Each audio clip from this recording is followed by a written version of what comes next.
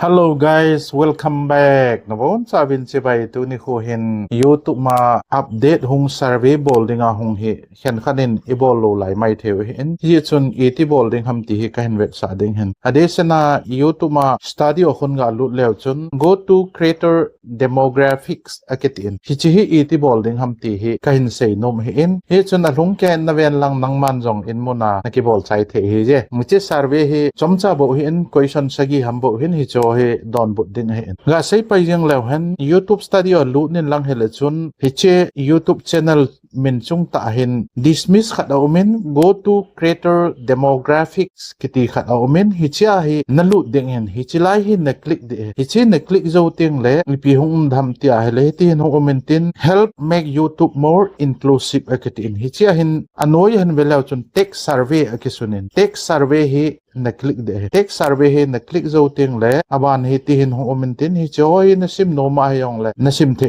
in da question sagi he in hi cha he minute nga ham ga lu din ti he minute nga jong lu lo he ai ho dinga cho hin la tu hin ga bela hen hi chila hi tol su kil chun anoi hin I agree ekisunin I agree hi chi hi na click de hi chila don ta he na click de na click zo ting la ipi hom ki dham ti ai le cha hin bela chun question hong tan how many men leads as defined above does your channel have ati hin hicha hi one number hin na tik di hi je adang hi sei da jeng hi ten tik di cha cha bo sei yeng hi ten my channel has one man lead hichin na channel a hi mi is zanen man lead abol ham che chu nangman cha hin na tik de hin ni le thum ham ai lo le li chung lang ham ti ho hin ya chu my channel has one man lead chi tik mak na bol di he tik mak na bol zo ting le continue hin na me de continue na me zo ting le pi hum dham ti le hiti hin hum min tin hicha which of the following is your the main leads native language select all that apply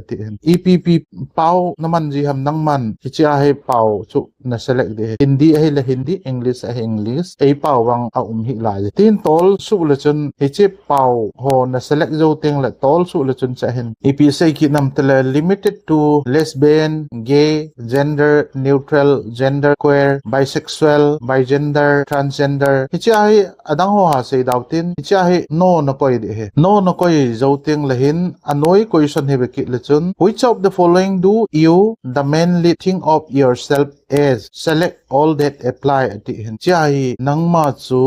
no mai ni hi a hele women na select de in ke ma he man ka hi a chu cha he man ga select ngang ka to man chu tik ma ka bolin aban he tol su ki le chun question khat hong ki nin are you the mainly transgender hi cha jong hi no na koi di hi je adang ho ha sei daw ten no na koi ding anoya question hi pi ki nam tel which of the following best describe this channel select all that apply tiki nin this channel is led by one or many individual creators kiti hi one number a pa hi chi tik mak na bol di hi je ai lo le organization in aran hi jong le organization in aran hi ti tik mak na bol de in la ke ma hin personal la mi khan in ke man karan hi individual creator ke hi ji achu one number hi tik mak ka bol hin aban hi tol su ki lew hen ipi dham tele do you want to be invited to specialized program celebration based on your answer ati chu YouTube hin iyam ti a program ima celebration ho ahin man teng le nang ma chu ko dinga nanu mem nanu ma hele yes of me in nati de hin one number hi tik mak na bol ding chi yo teng le submit na bol de submit na bol zo teng le akisai hi ta je hitia chu tu go to